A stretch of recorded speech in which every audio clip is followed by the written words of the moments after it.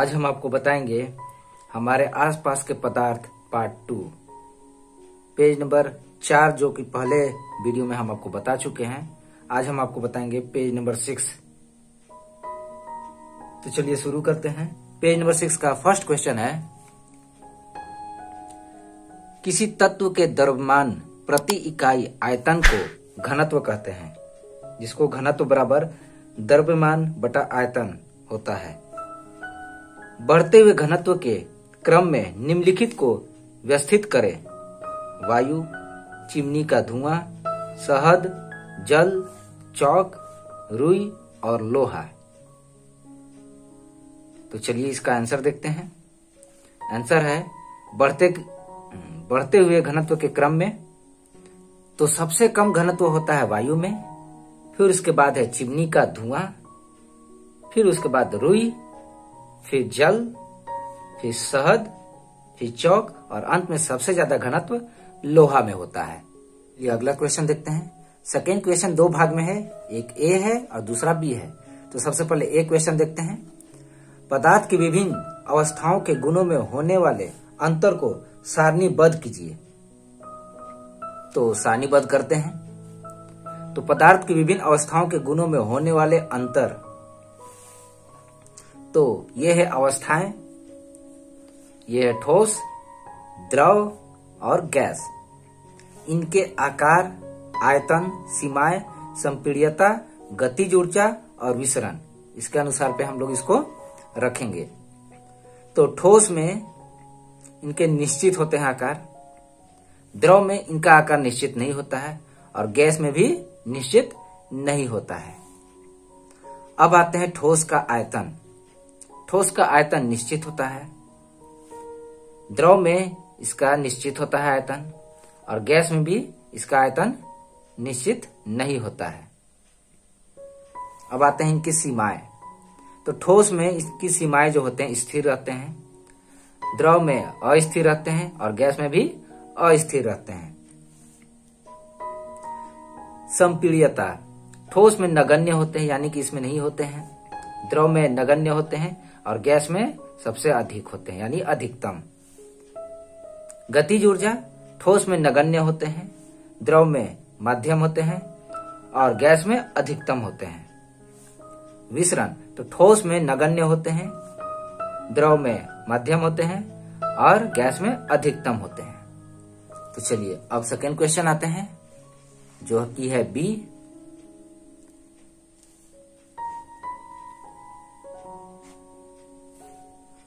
तो B question है, निम्नलिखित पर टिप्पणी कीजिए: दृढ़ता, संपीड्यता, तरलता, बर्तन में गैस का भरना, आकार, गतिज ऊर्जा एवं घनत्व।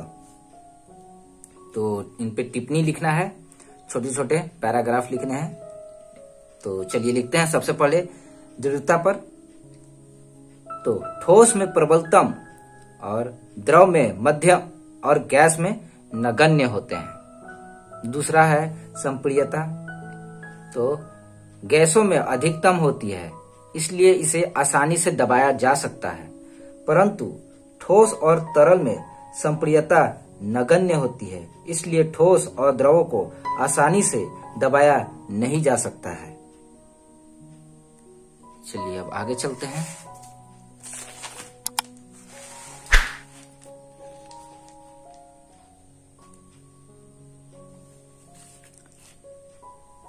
आते हैं, तीसरा है तरलता। पदार्थ का वह गुण जिसके कारण वह आसानी से बह सकता है तरलता कहलाता है। तरल पदार्थ को रखने के लिए बर्तन आवश्यक है। तरल की मात्रा ठोस में नगण्य, गैसों में अधिकतम तथा द्रवों में मध्यम होती है। अब आते हैं बर्तन में गैस का भरना। ठोस अपने बर्तन को पूर्णतः नहीं भरता है, जबकि द्रव अपने बर्तन का आकार ग्रहण कर लेते हैं। गैस अपने बर्तन को पूर्णतः भर देती है और अपने बर्तन का ही आकार एवं आयतन धारण कर लेता है। गैस जो होते हैं जिस बर्तन में डालें उसका आकार ले लेता है और आयतन भी ले लेता है, पूरे तरीके से उस बर्तन को भर देता है। अब आते हैं आगे। गतिज ऊर्जा।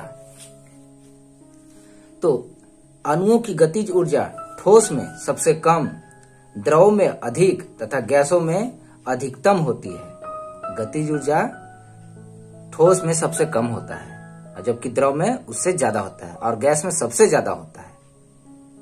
अब आते हैं घनत्व। तो घनत्व, ठोस का घनत्व उच्च होता है, द्रव में औसत तथा गैसों में घनत्व न्यूनतम होता है। चलिए थर्ड क्वेश्चन देखते हैं। थर्ड क्वेश्चन है कारण बताएं। इसमें 4 भाग में क्वेश्चन पूछा गया है, A, B, C, D। तो सबसे पहले ए देखते हैं। गैस पूरी तरह उस बर्तन को भर देती है जिसमें इसे रखते हैं। तो गैस जो होता है जिस भी बर्तन में रखें वो उस बर्तन को पूरे तरीके से भर देता है। तो वही कारण बताना है। तो उत्तर देखते हैं। गैसों के अणुओं की गतिज ऊर्जा अधिक होती है तथा उनमें आकर्षण बल नगण्य होती है, इसलिए गैसों के अणु अत्यधिक तीव्र गति से सभी दिशाओं में गतिशील रहते हैं। इसी कारण बर्तन को पूरी तरह भर देता है जिसमें इसे रखा जाता है। तो गैस जो है, इनके जो अणु होते हैं काफी गति करते हैं और ये चारों दिशाओं में, यानी कि बर्तन जिस बर्तन में रखे हैं उस बर्तन के चारों तरफ चले जाते हैं, जिसके कारण ये उस बर्तन का पूरे बर्तन को भर देते हैं। तो अब अगला क्वेश्चन चलते हैं। अगला क्वेश्चन है बी, गैस बर्तन की दीवारों पर दबाव डालती है। तो इसका भी कारण बताना है। तो उत्तर देखिए। अत्यधिक गतिज ऊर्जा के कारण गैस के अणु बर्तन की दीवारों से टकराते रहते हैं, इसी कारण दीवारों पर दबाव डालते हैं।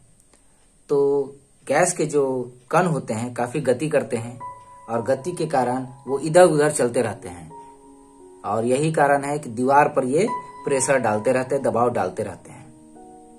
चलिए अब थर्ड क्वेश्चन की ओर चलते हैं। थर्ड का सी। थर्ड का सी है, लकड़ी की मेज ठोस कहलाती है, कारण बताएं। तो उत्तर देखिए।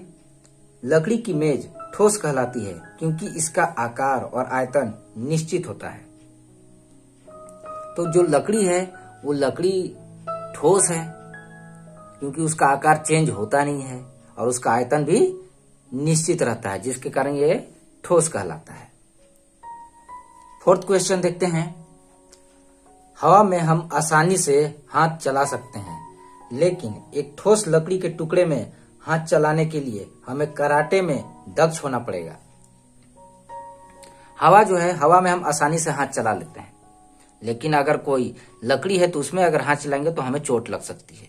तो आखिर कारण क्या है कि इसमें हम चला नहीं पाते हैं? तो चलिए देखते हैं, उत्तर देखते हैं। हवा यानी कि गैस, हवा के अणुओं के बीच अंतराअणुक बल नगण्य होता है, जबकि ठोस में अणुओं के बीच अंतराअणुक बल अधिकतम होने के कारण उन्हें काट पाना आसान नहीं होता है।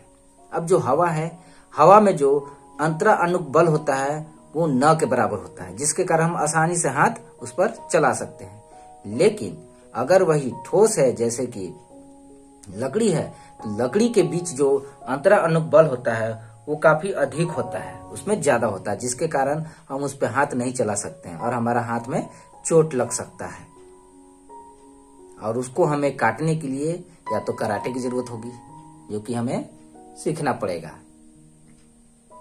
अब अगला क्वेश्चन आते हैं। थर्ड का क्वेश्चन हो गया ABCD। अब आते हैं चौथा क्वेश्चन नंबर, जो कि आखिरी क्वेश्चन है, पेज नंबर 6 का। तो चौथा नंबर क्वेश्चन है, सामान्य ठोस पदार्थों की अपेक्षा द्रवों का घनत्व कम होता है, लेकिन आपने बर्फ के टुकड़े को जल में तैरते हुए देखा होगा। पता लगाइए ऐसा क्यों होता है। बर्फ के टुकड़े ठोस होने के बावजूद उसमें हवा के बुलबुले कैद हो जाते हैं, जिसमें बर्फ का घनत्व जल के घनत्व से कम हो जाता है। जल से कम घनत्व होने के कारण ही बर्फ का टुकड़ा जल में तैरता है। अब जैसे कि जो बर्फ है, बर्फ का टुकड़ा जो होता है उसके अंदर छोटे छोटे हवा के बुलबुले कैद रहते हैं, जिसके कारण पानी से, जल से जो घनत्व है उससे कम हो जाता है बर्फ का, जिसके कारण बर्फ आसानी से तैर लेता है पानी में। अगर आपको ऐसे और वीडियो चाहिए तो कमेंट बॉक्स में कमेंट करके जरूर बताएं। हम आपके लिए ऐसे वीडियो लाते रहेंगे। धन्यवाद।